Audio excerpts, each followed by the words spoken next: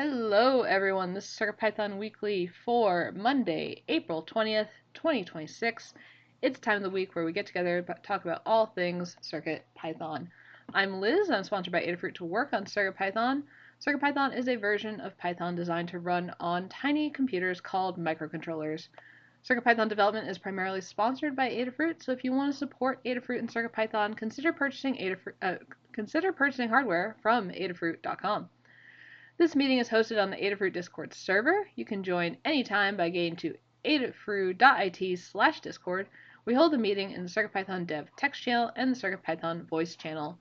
This meeting typically happens on Mondays at 2 p.m. U.S. Eastern, 11 a.m. Pacific, except when it coincides with a U.S. holiday. In the notes doc, there's a link to a calendar you can view online or add to your favorite calendar app. We also send notifications about upcoming meetings via Discord. If you would like to receive these notifications, ask us to add you to the CircuitPythonistas Discord role. There is a shared notes document that accompanies the meeting and recording. You can contribute to this document beforehand. The final notes document includes timestamps to go along with the video, so you can use the doc to skip around and view parts of the video that interest you most. Meeting tends to run 30 to 60 minutes. After each meeting, we post a link for next meeting's notes document to the CircuitPython dev channel on the Adafruit Discord. Check pinned messages, find the latest notes doc, so you can add your notes for the following meeting. If you wish to participate but cannot attend, you can leave hug reports and status updates in the document for us to read during the meeting. The meeting is held in 5 parts. First part is community news. Second part is state of CircuitPython libraries and Blinka. Third part is hug reports, fourth part status updates, and fifth part is in the weeds. And that covers how the meeting will go. And with that, we'll get started with community news. Big headline, CircuitPython 10.2.0 release candidate 0 is released. CircuitPython 10.2.0-release candidate 0 is the latest release candidate for CircuitPython 10.2.0 final. CircuitPython 10.2.0 will be the latest minor revision of CircuitPython before CircuitPython 10.3 and will be a new stable release. And there's an Adafruit blog post and release notes. Highlights of this release: new audio tools.speed changer, new QSPI bus support for display I/O, stability improvements to USB SD card handling, merge of MicroPython v1.27, update to ESP IDF v5.5.3, many additions to the Zephyr port, and simulated hardware testing is now being done in the Zephyr port.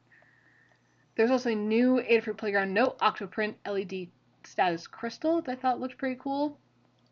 And then for community projects, building a mini airplane radar using a Raspberry Pi, Python, and an ADS-B receiver, and an accessible catch game for people with severe physical challenges coded in CircuitPython and was using a matrix display.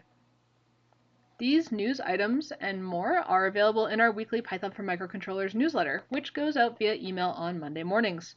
Visit adafruitdaily.com to subscribe to the newsletter. Thanks to Anne for putting the newsletter together. If you have any Python on hardware projects to share or find content you'd like to see included, please consider contributing to the newsletter. Email cpnews@adafruit.com with a link to the content. And that is community news. Next up is state of CircuitPython libraries and Blinka.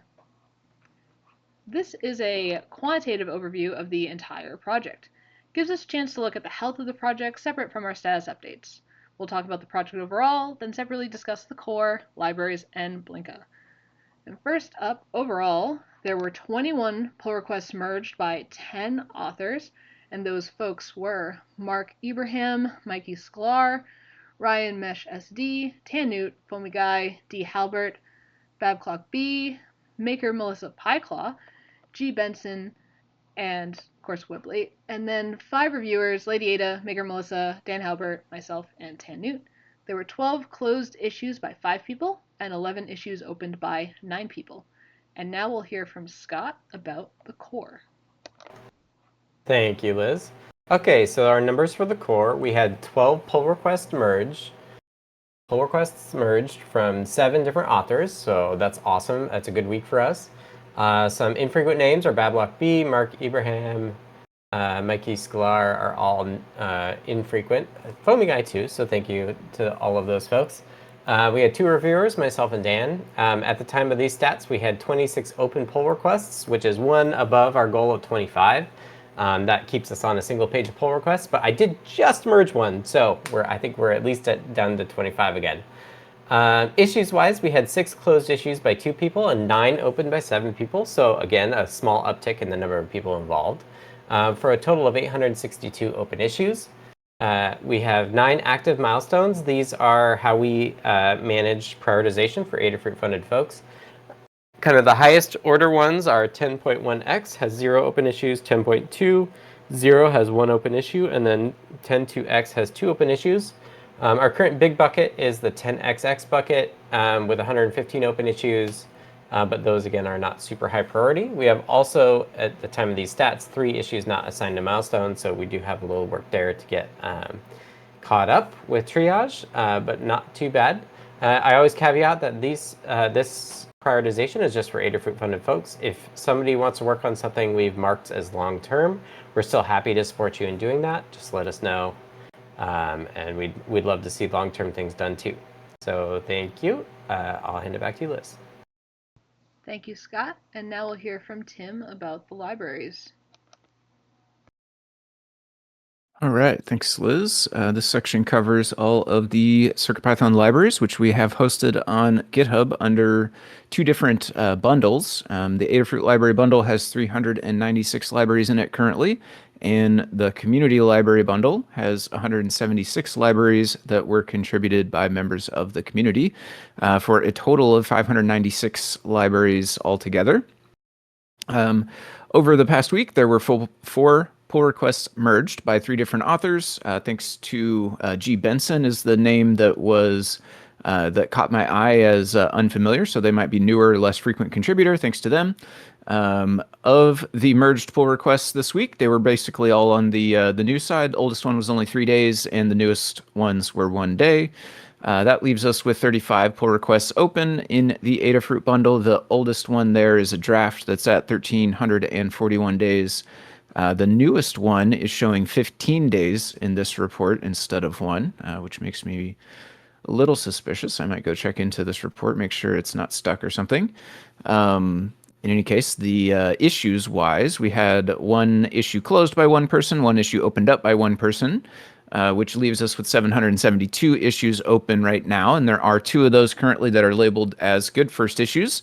You could find those over at circuitpython.org/contributing, which is the website where you should head if you are interested in getting involved in the project. Usually the first thing that we point folks towards if they want to get involved but don't have a specific thing that they want to work on is reviewing library pull requests. So on that page, circuitpython.org/contributing, when you first load it, that's exactly what you see is a list of open pull requests. These are links over to GitHub. They're waiting for a person to come and review the pull request. So you can click through that link, read up on what the change was. Somebody will have proposed, a change to the library. You can read up on what it was. You can look over the code for syntax, spelling, logic, anything like that. Leave a comment there on GitHub letting us know what you found. If you do have the hardware for it, that's even better. You can test out the change by cloning that branch from the PR, and then you can copy it over to your device and actually test the code on a device.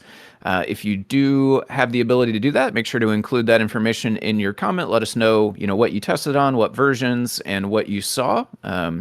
When you get comfortable with that process, if you'd like to get leveled up to join our official review team on GitHub, we can work with you to add you to that. If you would like to start contributing some of your own code, you can also do that from the same page. If you click the issues link at the top of that contributing page, you will be taken to another page which looks visually the same, but this one has links that represent issues on GitHub rather than pull requests. So there is no proposed change yet. It's waiting for a person who would like to come along and code up whatever change would be necessary to resolve that issue. It could be fixing a bug, it could be adding a new feature or a new example, it could be enhancing the library in various ways, just depends on the specific issue. If you are trying to get involved and you're having trouble with any part of the process, we do have a learn guide for contributing using Git and GitHub. We also have folks who are here on the Discord who are more than happy to help you out. So if you are trying to contribute or you're trying to review and you're having trouble with GitHub or version control or any part of the process, just come say hi on the Discord. Let us know what you're up to and what kind of trouble you're having. Somebody will be happy to help you out over there. We want everyone to be able to contribute in whatever way works best for them. And then I'll leave you with new and updated libraries in the last 7 days, which actually does tell me this report is recent for sure. So new libraries, we had the Max 44009, new Lux sensor breakout, and Async.io received some updates that I think went along with the MicroPython merge. And that's what we have for libraries this week. Thanks. Great, thank you, Tim. Now I will read about Blinka. Blinka is our compatibility layer for CircuitPython on single board computers like Raspberry Pi. And this week there were 5 pull requests merged by 3 authors, Mikey Sklar, Ryan Mesh SD, and Maker Melissa Pyclaw, and 2 reviewers, Lady Ada and Maker Melissa. There are currently 17 open pull requests. There were 5 closed issues by 2 people and 1 new issue opened. There are currently 92 open issues, and there are 166 supported boards. And that's going to do it for the state of CircuitPython libraries and Blinka. Next up is Hug Reports. Hug Reports is a chance to highlight folks in CircuitPython community and beyond for doing awesome things. I will start, and then we'll go down a list of Hug Reports alphabetically. If you are text only or are missing the meeting, I'll read your notes when I get to them in the list. And I'll kick things off with a group hug, and then we'll hear from Dan. Okay. Thanks to Bob G, who's known as GR Grant in GitHub, for some recent bug reports that are well reported and very helpful to help us figure out what's going on.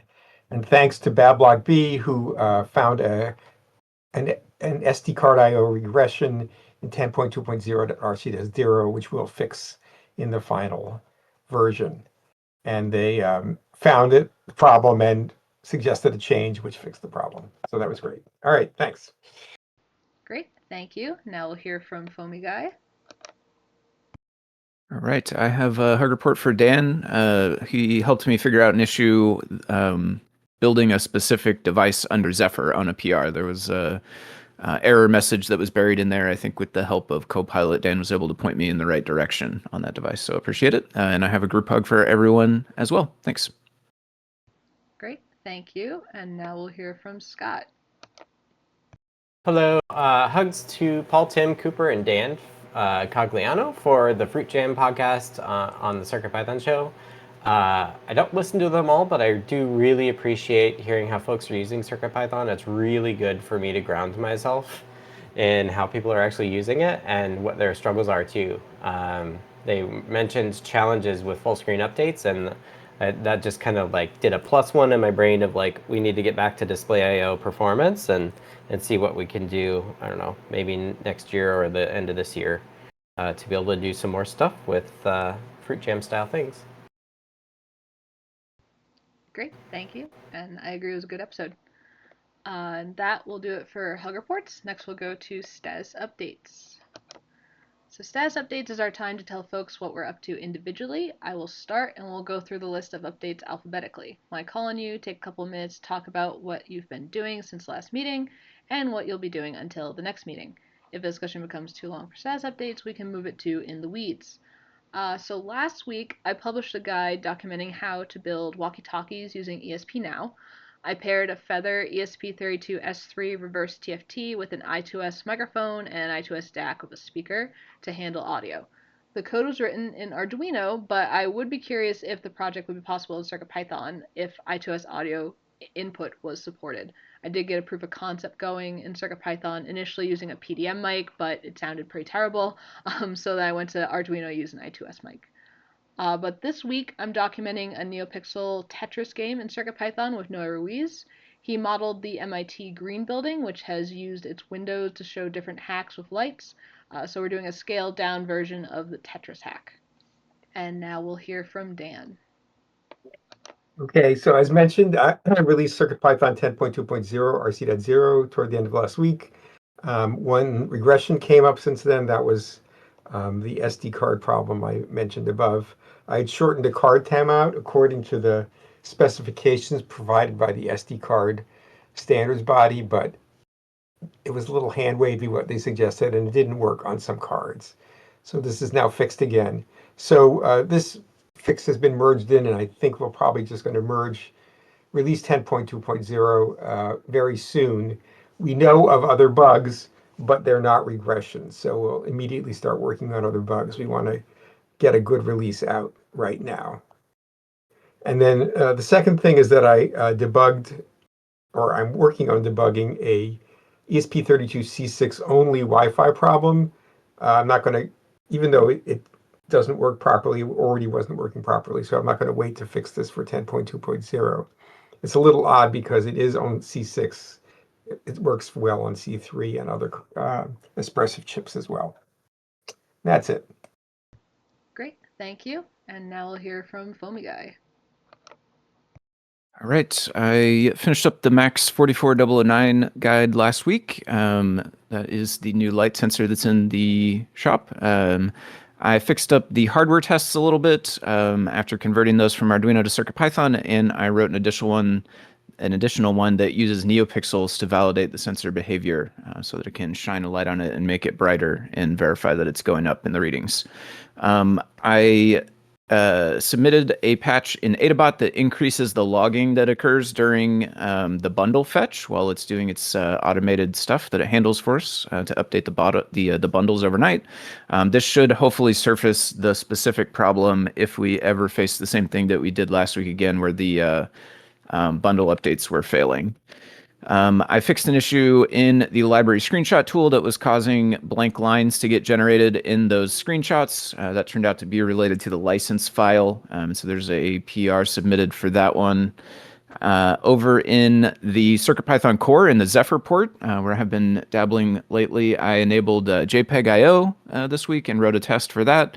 And I also realized that the Feather RP2040 board def, which I submitted a few weeks back, actually had the wrong flash size in it, so it was not letting you use the full portion of the drive. So I have a fix for that I'll PR soon as well. And then over the weekend, I worked on what I consider a fun project, which was using that light sensor, the Max 44009, to encrypt the message using the light level as part of the key. This was sort of inspired by like a sundial or those statues that they have where the sun lines up on a specific day of the year at a specific time to reveal like a certain shadow or whatever as part of the statue. So this works kind of similarly. You kind of see gibberish on the screen until the light level is at the appropriate level that it was encrypted with, and then the gibberish gets revealed to the actual message. So a neat little thing that I don't have a practical use for, but found fun to create. And that's what I've been up to. Thanks. That sounds really cool. Thanks, Tim. And now we'll hear from Scott. Thank you again, Liz. I'm still heads down kind of on hardware in the loop testing system. So this is a lot of different pieces. I did write an Adafruit playground there that kind of covers all of the different pieces and how they work together. I have a link in the notes doc there. It's called, well, I put it under Logic Friend, but that's just one piece. The piece I spent most time on last week was actually a ESP32P4 based logic analyzer. I showed it off, I think on Wednesday and on Friday, and it had a bug with like some of the NeoPixel output, but I did actually figure that out after my stream, which makes me really happy. I was like, oh, this whole project's kind of not worth it if I can't actually get this working. So I did get it working, which made me feel really good. Got like what looks like correct captures with that. So the idea is to have like one ESP32P4 that's kind of like the harness for a device under test, so that we can have one of those per each like major chip type that we can then use for testing. We don't have any P4 Adafruit boards, so I've actually started getting my electrical engineering hat on and working on a ESP32P4 schematic and PCB layout as a basis for like lots of different P4 boards in the future. But the first one I'm doing is actually like quite minimal, but still trying to break out as much GPIO as we can. Right now I've got it laid out to do 48 different GPIO. which is more than like a pico or a feather. It's kind of, I was thinking of calling it like a peacock feather because it's probably at least twice as long as a real feather. So yeah, we'll see. I'm working on that. You can follow my progress on the GitHub repos there as well. And if folks want to give it a test spin, you can do that too. So just let me know if you give it a try and how it's going. So, the last thing I should say that's not in the notes, but my youngest was sick last night. So it's totally possible that I'm going to be off and on this week, depending on the rest of us and how we fare. So just a heads up that it might be a weird week for me. All right, thank you, Scott. Looking forward to the P4. And with that, I think we can wrap up because we don't have a In the Weeds topics today. But this has been CircuitPython Weekly for Monday, April 20th, 2026, Marathon Monday if you're in the Boston area. Thank you to everyone who participated. If you want to support Adafruit and CircuitPython and those of us that work on CircuitPython, consider purchasing from the Adafruit shop at adafruit.com. The video of this meeting will be released on YouTube at youtube.com/Adafruit, and the podcast will be available on major podcast services. It'll also be featured in the Python for Microcontrollers newsletter. Visit adafruitdaily.com to subscribe. Next meeting will be held next Monday, as usual, at 2 p.m. Eastern, 11 a.m. Pacific. This meeting is held on the Adafruit Discord, which you can join by going to adafruit.it/discord. To be notified about the meeting and any changes to the time or day, you can ask to be added to the CircuitPython Nisa's role on Discord. We hope to see you all next week. Thanks, everyone.